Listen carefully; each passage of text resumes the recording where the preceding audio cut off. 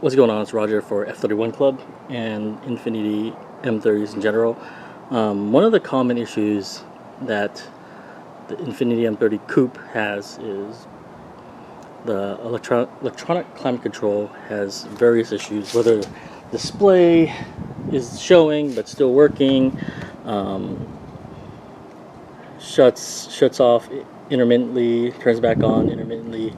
Um, Sometimes the buttons don't work. It's just, a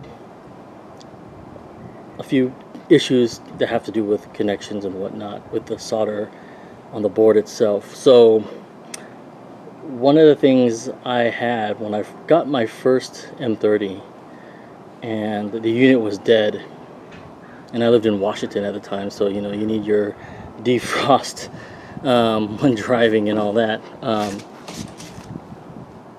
I went to the dealership back then, and I went to two of the Infiniti dealerships there, and I think it's Kirkland and Bellevue, one of those, and then Fife in Tacoma.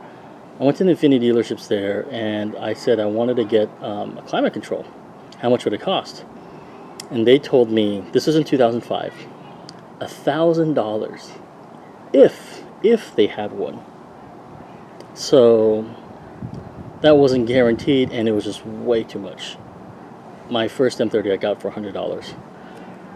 And so I kind of scoured the junkyards, and I kind of waited until one popped up at a Nissan Infiniti only junkyard, and I needed to get the hood anyway as well for my M30, and they gave me the climate control for I think it was another 40 50 bucks at the time, maybe even 20 bucks.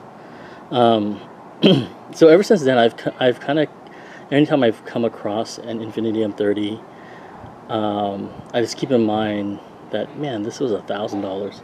So I just end up buying them.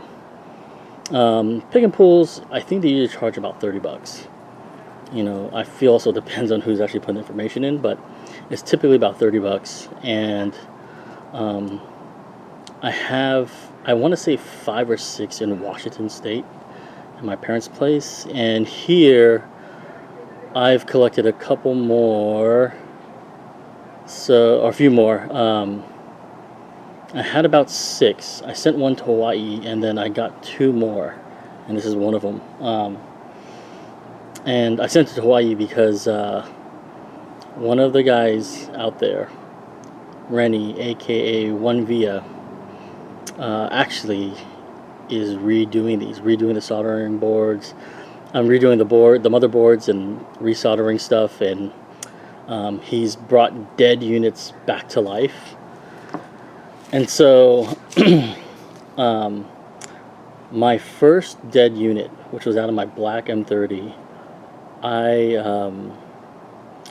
I went to Radio Shack, and I went to Fry's Electronics back then, and I read up on what the Q45 guys were saying on NecoClub.com and how they were going about fixing these things. And I just I don't know what it was, but back then I just kind of, what can I lose, and soldered a bunch of, replaced a few components and soldered, and wherever I saw that it needed to be soldered, heated up and kind of reconnected. And that unit is in my my current M30 because I know I've touched it and it's been good.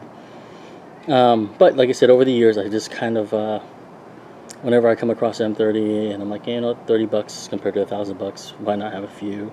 So I think I have about 7 now, 7 or 8. Usually I keep them together in storage units, but sometimes, like, I'll have one I'll forget.